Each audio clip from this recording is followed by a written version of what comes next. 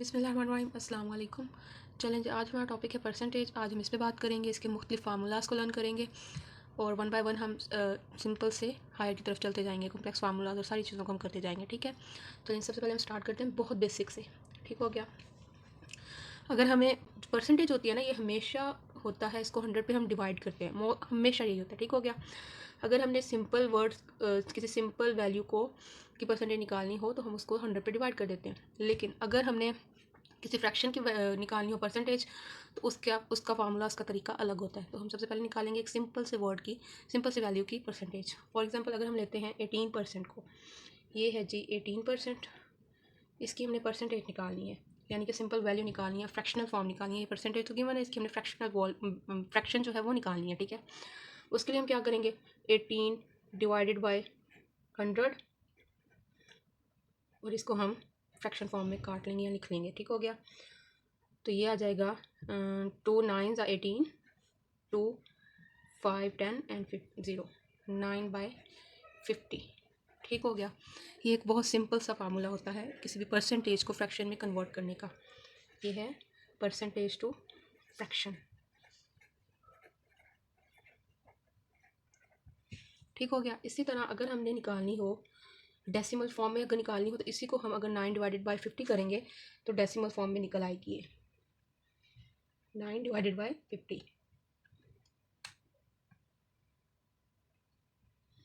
तो decimal form में ये निकल आएगी 0.18। ठीक हो गया जी। अब हमें मज़ीद चीज़ों को डिस्कस करने के लिए एक फार्मूला होता है। फार्मूला से पहले मैं आपको कुछ की टर्म्स बताना चाहूँगी। जैसे अगर आ जाता है ना इज़ इक्वल टू, इसको हम हमेशा लिखते हैं इक्वल के। ठीक हो गया। ऑफ आता है तो उसको हम लिखते हैं प्रोडक्ट, यानी कि मल्टीप्लाई के। ठीक हो गया। अगर परसेंट यानी कि पर की बात हो रही है तो हम उसको हमेशा डिवाइड करेंगे, हम उसको हमेशा डिवाइड करेंगे। ठीक हो गया। तो इसी तरह अगर हम एक स्टेटमेंट है, जनरल स्टेटमेंट कोई भी ले लेते हैं, for example x% of y is c। ये एक स्टेटमेंट है, इसको अगर हम स्पेसिफाई करेंगे या इसको हम इन की टर्म्स के मुताबिक लिखेंगे तो हमारा एक फॉर्मूला बनेगा। उसके लिए हम x% जो है, इसका मतलब है हम लिखेंगे x डिवाइडेड बाय 100 ऑफ क्या है, cross cross y equal to c, यानी कि इसको हम लिखेंगे XY divided by 100 equal to C। ये जो फॉर्मूला बना है ना, ये हमें मज़ीद परसेंटेजेस निकालने में बहुत ज़्यादा हेल्प करेगा और ये हमें फार्मूला याद भी करना होगा। ठीक हो गया।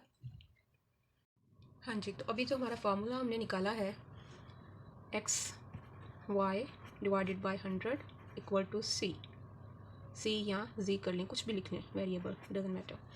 ठीक हो गया। इसको हम इस तरह से भी लिख सकते हैं XY इक्वल टू 100Z।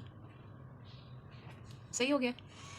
चलें, तो जो हम अक्सर हम मॉल्स में जाते हैं या मार्केट वगैरह में, जहाँ भी हम जाते हैं, हम मुख्तलिफ वहाँ पर हमेशा देखते हैं 20% सेल, 50% सेल, 70% सेल। उन 50 और 70 और 100 और 20% 25% को निकालने का तरीका क्या होता है वो मैं आपको सिखाऊंगी। फॉर एग्जांपल एक ड्रेस है, अगर हम लेट्स सपोज हम एक्सपोज कर लेते हैं 2200 का ड्रेस है, उस पर हमने निकालना है 25%। सही हो गया। तो अगर स्टेटमेंट आएगी what is the 25% of, what is the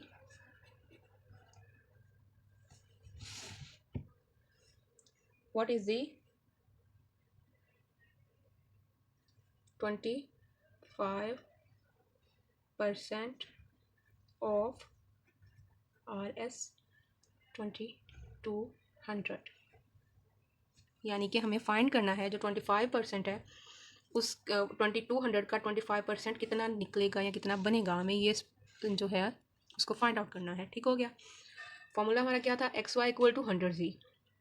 ठीक है, इसमें जो हमारा क्या, कैसे हमने निकाला था, x% of y is z, ये थी हमारी स्टेटमेंट। वो उसी मुताबिक अगर हम देखें x% क्या होगा 25% और z क्या होगा, y होगा यहाँ पे 2200 और z जो है वो हम फाइंड आउट करेंगे।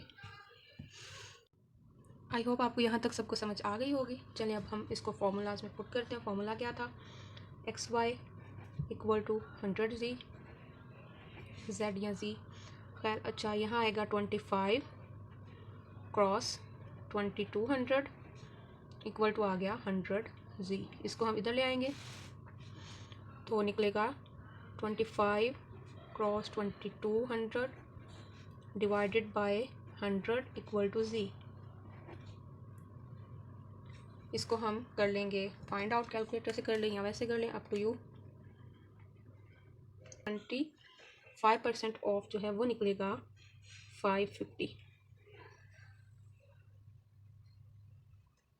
550 ये आएगी कितनी प्राइस, 550 इक्वल टू z। और हम इसको माइनस कर लेंगे 2200 में से, 2200 माइनस 550, तो जो हमारा ऑफ होगा हमें मिला है 25% का, जो हमें सेल पे ऑफ मिला है वो फिर हमारी असल कीमत निकल आएगी। तो वो बना कितना, 1650।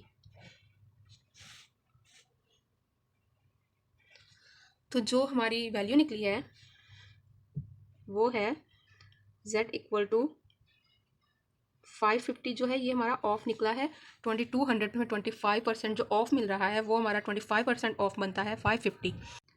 जी तो बिल्कुल इसी तरह से हम एक और एग्जांपल करेंगे। फॉर एग्जांपल अगर हम लेते हैं 250 इज़ 20% ऑफ वॉट, ठीक हो गया। तो इसमें हमारा ए क्या होगा, जैसे हमने पीछे एग्जांपल ली थी, डिपेंड्स ऑन हम एक्स वाई जी यूज़ कर लें, ए बी सी यूज़ कर लें, कोई भी हम वेरिएबल्स में यूज़ कर सकते हैं। अच्छा जी तो ठीक हो गया। इसी के लिए हम अगर यूज़ करें, क्या वो फार्मूला था, A B divided by 100 equal to C, ठीक हो गया, जिसको हमने लिखा था X Y over 100 equal to G, ठीक हो गया।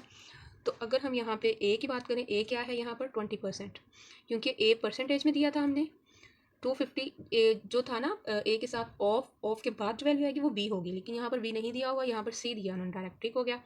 तो यहाँ हम वैल्यू पुट करेंगे, ए इक्वल टू आ जाएगा 20%, ठीक हो गया। बी जो है वो हमें फाइंड आउट करना है और सी जो है वो दिया गया है 250, ठीक हो गया।